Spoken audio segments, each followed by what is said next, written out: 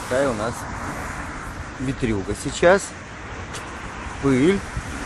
Ну, можно сказать, не, ну до пыльной бури, конечно, далеко, но четко ощущается на губах вот этот привкус пыли. Ну, я бы сказал, даже некомфортно все это дело ощущать. Ну, вот так вот бодрым лосиком еду домой. Ничего не поделаешь. Такова жизнь. Вот.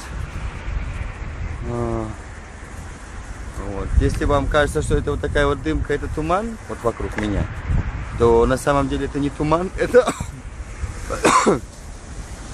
это пыль. Вот, поэтому... Ой, в яму въехал.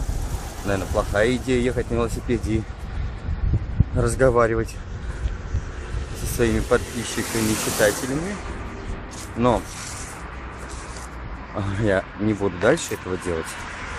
Что я хотел, я вам показал. Конечно, тут я понимаю, что мало видно на самом деле. Вот. Ну, вот представление вы имеете об этом. Вот это вот тот самый перекресток, где я однажды упал.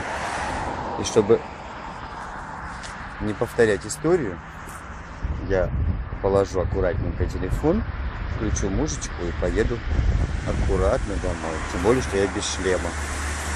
Хотя некоторым я обещал, что я должен ездить в шлеме. Я это помню. Пока.